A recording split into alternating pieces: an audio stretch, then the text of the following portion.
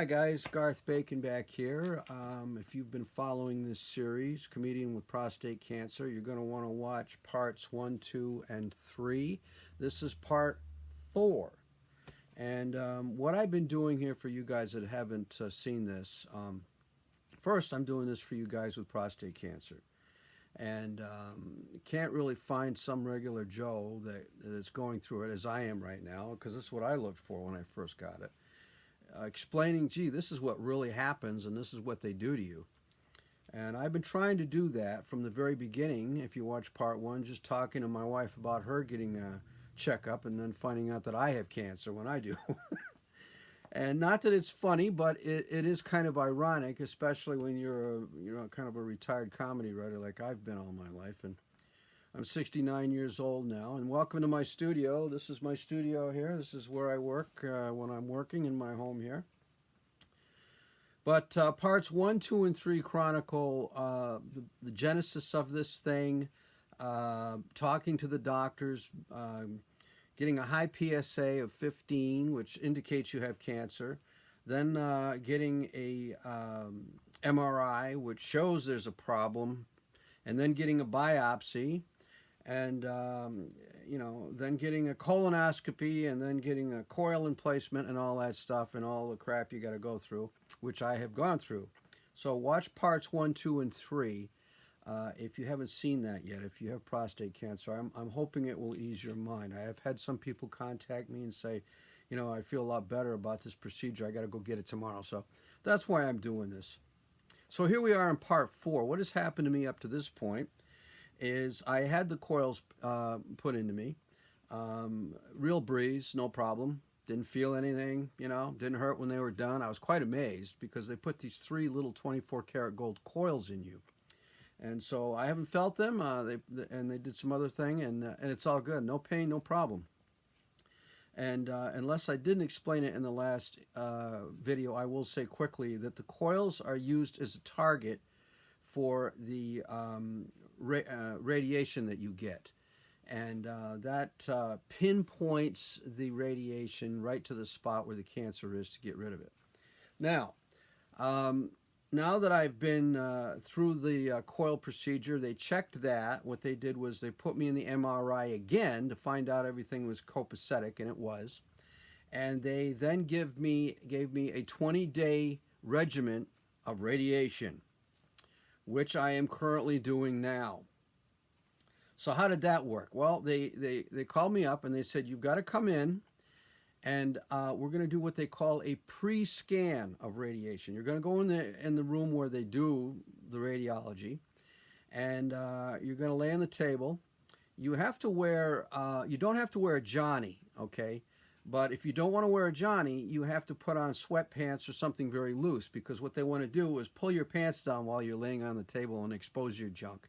And that really sucks, but that's what they do. And there's women in the room. But I figure there's nothing I got they haven't seen, right?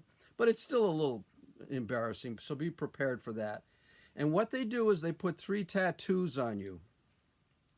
And each spot that is going to target the radiation, which takes the radiation to the target of the 3 coils. It's kind of complicated stuff, but that's why they do it. And these tattoos are done quickly. And they're the size of a freckle, maybe. I've got one on either side of my hip, and I've got one just, in my abdomen area. And they need that to target. So not a problem. You never lose the tattoos, but, honestly, I've had trouble finding them. I get in the shower, I get out, I can't find them. But they find them. I don't know why, but they can see them. So that's the first procedure you're going to go through. They're going to lay you on this table, and they're going to, turn the machine on, and they're going to see if the coils are properly placed, as the MRI said. They want to confirm that with their machine, and then they do the tattoo thing, and then they say, okay, see ya, and you jump off the table, and you go home. The one thing I thought was kind of odd, which I'll share with you, was when I got home and I took a shower, I noticed that there was big splotches of ink on each place where they put this little tattoo on me, which I was a little surprised by. They didn't clean that off of me, because you're laying on the table, you can't see what the hell they're doing. They just say, pull your pants up and get out of here. And So I thought that was a kind of a messy, weird deal. I don't know why they did that, but you know, no big. So anyway, you wash that right off. You're all set. So then they gave me this list, okay, of how many times I'm going to have to get irradiated. They gave this to me the first day I went in. They gave me an appointment, which was last week. Today is Friday. I started Wednesday, so it was this week. I apologize. And they said you're going to come in and get your first radiation, and then we're going to give you a 20-day list. I got to get 20 radiation treatments every day, one after the other. And they don't like you to alter from this, but I'll get into how you can later. So what happened when I got my first radiation? So I went in. They told me again to wear sweatpants if I didn't want to put a Johnny on.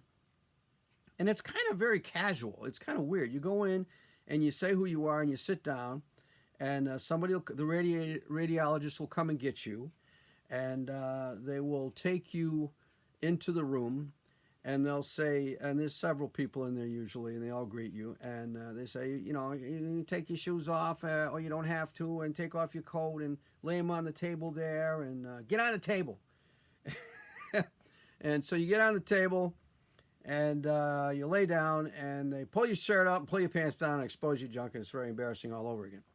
And they put a little towel over you, and they say, they give you this.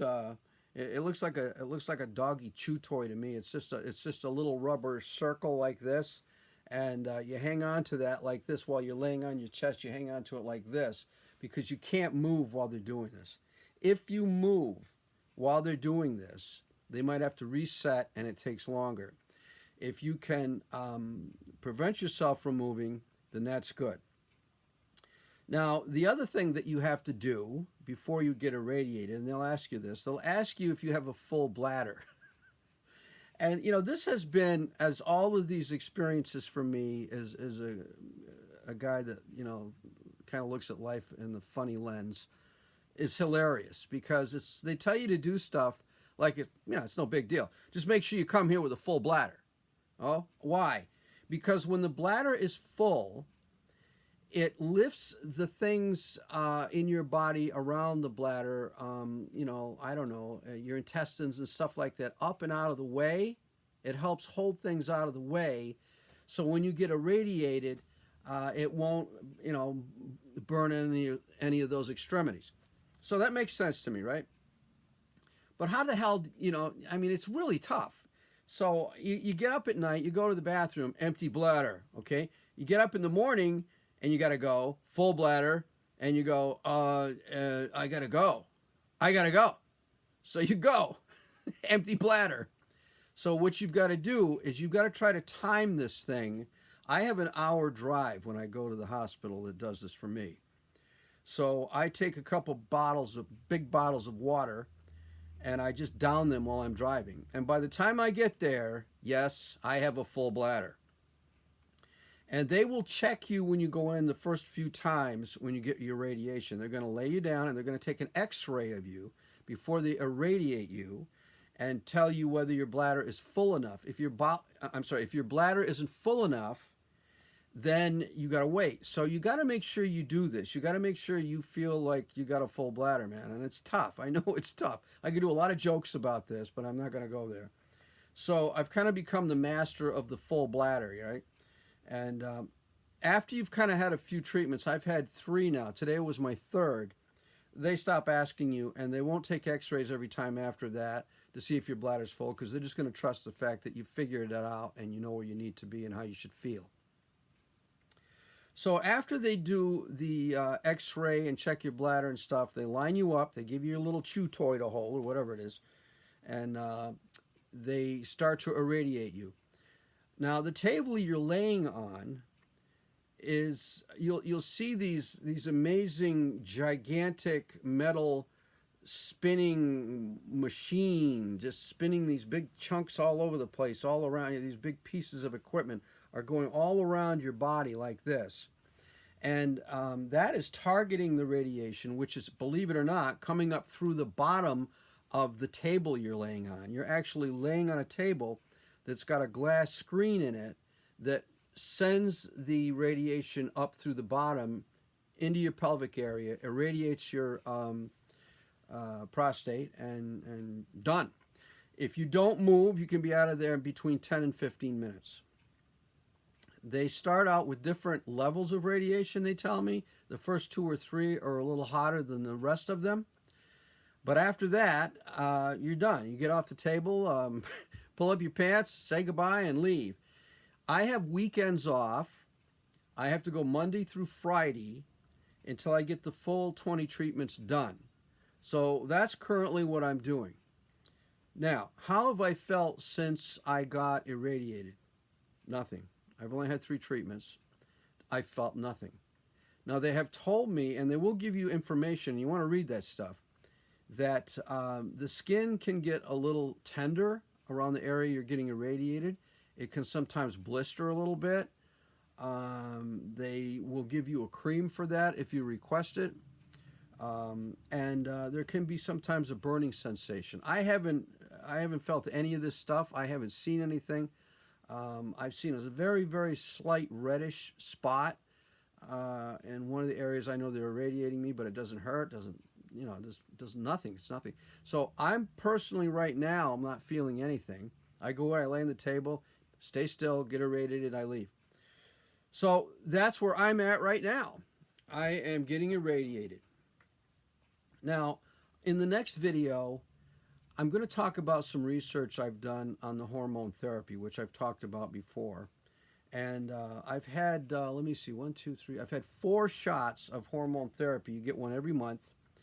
And I haven't noticed any big thing with that as far as they say you can get tired. I have been fatigued a little bit. But, I haven't had any of the aches and pains they say you can suffer. They say that, if you've got a heart condition, which I don't, that you have to watch. My biggest complaint, as I've mentioned in previous videos, is the hot flashes, which really suck. You can be driving in your car on a cold day with your leather jacket on, and then suddenly you're in a sauna. You're so hot, you're putting all the windows down. I don't like that, but it's a small price to pay as far as I'm concerned. But I have been researching the hormone therapy, and in the next video, I'm going to be talking about the possibility of me personally foregoing the last shots because of the research I've done. But this video right now is about the radiation and starting the radiation and how I've been feeling about it. I hope that you guys are being helped by this. I have been contacted by some of you that have told me it has helped you. It has put your mind at ease. A very good friend of mine said that, I got to go in for this surgery. I got to go in for a biopsy at the end of the month, and I've been kind of worried about it because this shit's scary. It really is.